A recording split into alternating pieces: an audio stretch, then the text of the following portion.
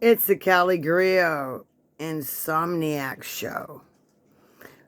I am going to do the best that I can in giving you a brief, factual rundown of the algorithms. Who wrote the algorithms for Steve Bannon's race wars, for his culture wars? All right? Now, the young man's name is Christopher Wiley. He's a whistleblower. He testified in front of the United States Senate. Now, this is Don Lemon on CNN, and they're both brothers in brotherly love, okay? Christopher has pink hair. Christopher is in London. He is a whistleblower on Cambridge Analytica. Now, Cambridge Analytica is defunct now, but all the data was purchased by Ted Mercer, Rebecca Mercer, all right? Rudy Giuliani had a lot to do with this. So, prior to even anyone publicly knowing that Trump was going to run, Steve Bannon was putting together an operation. The operation was to gather intel, an intelligence gathering operation, and Facebook took your contacts. You know when you agree to share your phone book, your camera, la-di-da-di? Yeah. They took the contacts and fed according to your demographics, according to your likes, dislikes, and they put us in these bubbles. The bubbles consist of your gender, your age, and whatnot. Also, they have gotten down to 98% correct on Netflix. When I go to Netflix and I'm choosing something to watch, they know my likes and my dislikes down to 98%. So, like, for me to go, so to see something outside my bubble, I generally have to go, to a 60%, something they don't think I'm going to like. But they don't even usually offer you that because they've got you in a tight algorithmic sequence. All right? So, you know it. Now, this is a little old. Bear with me. I'm a little shaky. It's the CALI with the Insomniac Show. Tonight, we're hearing from Cambridge Analytica whistleblower Christopher Wiley. In the interview you're about to watch, he tells me about his work at the company with close ties to the Trump campaign, a company now accused of using the private data of tens of millions of Facebook users to directly target potential American voters. How closely tied to the Trump campaign is Cambridge Analytica? Well, the campaign hired the firm in June of 2016, and people at the highest levels and those closest to the president were involved in bringing the data company on board. Okay, pay close attention to this. The president's son-in-law, Jared Kushner, and Brad Pascal, the digital campaign director for President Trump, who is currently leading his re-election campaign, were both involved in the hiring. Cambridge Analytica was run with the help of Steve Bannon. He was, of course, the Trump campaign CEO who went on to become chief White House strategist. Bloodshot nose. Whistleblower Christopher Wiley says Trump campaign manager Corey Lewandowski was meeting with Cambridge Analytica even before Trump announced his candidacy. So all of this is worth keeping in mind as you hear what whistleblower Christopher Wiley says was happening at Cambridge Analytica. Watch this. Joining me now, Christopher Wiley, a former research director for Cambridge Analytica who blew the whistle on the firm. Christopher, thank you so much for joining us. We appreciate it. You doing okay? Thanks for having me. Yeah. It's been a long day, but I'm okay. So you described what you built as it's called psychological warfare, a psychological warfare weapon. Something you say Steve Bannon wanted, the ability to play with the psychology of an entire country. How did that work? Talk to us about that. Yeah, so Steve came to SCL because he believes in something called the Breitbart Doctrine, which is that in order to change politics, you first have to change culture because politics is downstream from culture. And in order to fight a culture war, you need an arsenal of information weapons. And who better to go to than a company like SCL, which is a military contractor based in the UK, to help set up those information weapons. And so what we worked on at SCL and then later at Cambridge Analytica was data harvesting programs where we would pull data from users of apps and all of their friend networks and run that data through algorithms that could profile their personality traits and other psychological attributes so that we would know exactly what kind of information we would need to seed onto online platforms to Seed. exploit mental vulnerabilities that our algorithms show that they had. This goes beyond. Is your just, controlled programming operation. advertisements Seeding. toward a certain group, because you told us that you could tell something about people based on things like whether they like Game of Thrones or country music. What could you tell?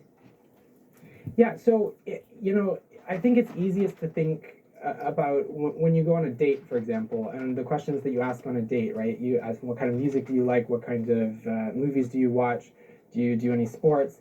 We ask those questions because they reveal little bits about ourselves, about our personalities and who we are. Cambridge Analytica says none of this data pulled was used in services provided to the Trump campaign. Is that true, Christopher? Well, let me be clear. I didn't work on the Trump campaign, so I can't speak to the Trump campaign. But what I do know is that this data was, we spent, almost $1 million on just harvesting this data alone. And it was this data that became the foundation of the company because this is what we used to build the algorithms that then were, that actually became the basis of the company itself. Oh, he built the algorithms. The Told you. is, well, what happens to the foundation of your company if you didn't indeed, use it on the Trump campaign? What were you using then? Because that was the basis of your company, right? That's how your company started. That was the foundation of your company. There was no data before that point. So we went from no data to harvesting all of this data off of Facebook and then combining it with all this the consumer data sets and voter data sets. At the behest of Steve Bannon? Yeah, because he wanted to. The company got funded in the spring of 2014, and he wanted to be able to have a functioning program, but in time for the midterms. So. We had sort of a, Steve Bannon and a billionaire breathing down our necks trying to, go, where's the data, where's the algorithms, where's our, information weapons? And that's where Kogan came along, Alexander Kogan, the professor at Cambridge, who offered the use of this app that had special permissions granted by Facebook to pull data not only from the app user, but from, all of the friends of that user. And that meant that, for every one user, we were collecting on average, 200, 300 friends data, and that scaled really quickly. So what I'm trying to say is that, so Bannon came in, Bannon wanted this information. This was, you said, at the behest of a millionaire, which was Robert Mercer as well, right? Yeah. Breathing down your throat. And so then Bannon goes to work for the Trump campaign, and so where does all this information go? Is that what you're saying? It had to go somewhere because that's the basis of your company. Yeah, well, yeah. I mean, I don't. How else did they build their algorithms then? If they didn't use this data that they spent $1 million on, what did they use? Yeah. So the Facebook data was integral. I just want to get it straight. Integral to Cambridge Analytica, correct? Yeah. Yeah. Yeah. It was the basis of the first set of algorithms that the company built. Mm-hmm. Okay, so listen, according to the FEC reports the Trump campaign paid Cambridge Analytica nearly $6 million. This is between July 2016 and December of 2016. This is again controlled could offer? What were their goals? opposition. Well, very soon after I left, I know that Alexander Nix was going and meeting with Corey Lewandowski in the spring of 2015, before Trump had even announced that he was running. When they were still working for Ted Cruz. I don't know why they had that meeting, but you'd have to ask Cambridge Analytica, what is it that they were pitching? Why were they talking to Donald Trump before he'd even announced? How did they know that he was running before he'd even announced? He was a what research is it, director. if it wasn't for this data and if it wasn't for these algorithms, what is it that you were pitching and what is it that you're using? Okay, now I want to take you further on in, right about here. That you're being punished for no reason. But listen, I want to ask you about Professor Kogan, the Cambridge University researcher who created the personality test app that harvested this data for Cambridge Analytica in Russian American. Do you think any of the information he collected went back to Russia, Christopher? Well, what I do know is that Professor Kogan, who managed this data harvesting scheme of 50 million Americans, was going back and forth between London and Russia, working at St. Petersburg University on Russian-funded programs to look at psychological profiling, and indeed talking about the value of social data in political targeting. Meanwhile, as we're talking to Lukoil about the same program, to me, my concern is that Cambridge Analytica, whether I'm not saying that it did it intentionally, but I am concerned that we made Russia aware of the programs that we were working on, and that might have sparked an idea that eventually led to some of the disinformation programs that we've seen and the interference that we've seen from Russia in American elections. So for me, I'm concerned about that, and if I played some kind of role in that, I feel like it is my duty to tell people about it, which is why I'm talking to you. So listen, there's also this reported pitch that Cambridge Analytica made to Lukoil. You mentioned Lukoil, which is a Russian oil. All right, producer. now, the main thing that my whole point has been is that Steve Bannon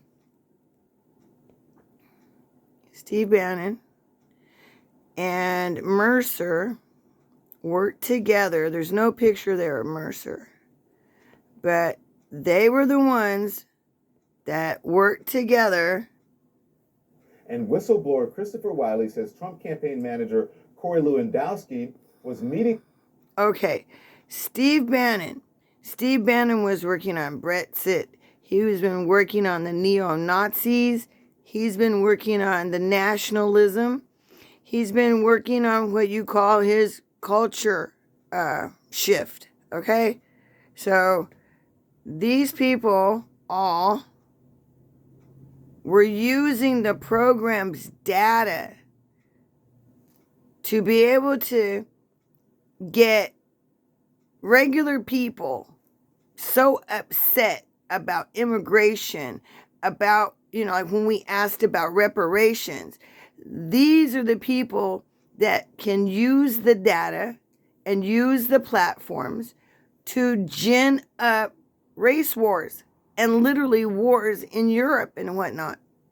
It's already happened, and even it's happening. It's happening because of the information that's disseminated. It'll be like using double negatives. I'm not against black people. I'm not anti-black. I just want to make it understood that you're not gonna. I'm not paying my tax money. Whatever that the message is, and then they confuse the message by putting in who they use. They use some of all those different entertainers during Biden election. All right, and then vice versa. They use the conservative people that could just, like David Duke, a KKK member, leader, you see? And it's called controlled opposition. And they pay big money, and Ted Mercer has been gathering data since the 1960s. These are the type of people that can pay to put together a beautiful black militia to get the culture all stirred up, to get them to go vote Republican so that they can save America. And America First, that Marjorie Taylor Greene used, that slogan, I saw it on some suffragette literature. These are the wives of the KKK men. Then they were working on prohibition, making alcohol illegal so that they could arrest and get money and start a new indentured or slave plantation in these private prisons and then turn around and buy stock off of it. I'm sure.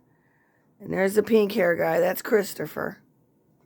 I don't know whatever happened to him, but he did go before the Senate, and this was all in the Mueller hearing. So I just did a recap of about a year's worth of United States history, all right? Because this was a big deal. Facebook is still using algorithms to cause the type of opposition, controlled opposition to reparations, all right? Things like that. Controlled opposition to getting rid of immunity for the police. So they'll use some fear tactic. And how do they know which fear button? Because Christopher wrote the algorithm. And it's the CALI Griot. And I'll come back and tell you how they've been using us right here. They've been using me. Have they been using you too? Have you turned into, and has the audience turned into not just an audience anymore? Are you more than an audience? Have you changed? Are you being controlled by the arguments, pro and con? Where you're going to be? Whose camp? Whose feet are you going to put your camp? Whose camp are you going to put your feet in? You're going to go with Delta? You're going to go with Boss? Are you going to go pro Jet Black? Or are you going to go half breed? The one drop rule. They're going all the way back to the slavery opposition. The same things that they used in the 1800s. Rewashed, rebranded, just for you. Now chew on that and hope that you wake up to the real deals that are going on around us. Now, the whole reason I'm here is I know you don't have a lot of time to get all this type of information, but I've done my best to give it to you straight. All right? Now, from here, we can know a lot. We can get informed more. We can see how our media is working, how it's been working since the early 1900s to criminalize black men and women. Right here, Steve Bannon. He's controlling your reality. He actually has a studio where he produces movies. Yeah, he's a good one. That's a good old boy. It's the CALI Griot. Join me with more on the hood rat gossip. I just wanted to take you on this little walk in the woods with Christopher Wiley and what controlled opposition really is. It's CALI Griot. Good night. Thank you for joining me on the Insomniac Show. Check my playlist. I update them. I've created new ones for you. Use them.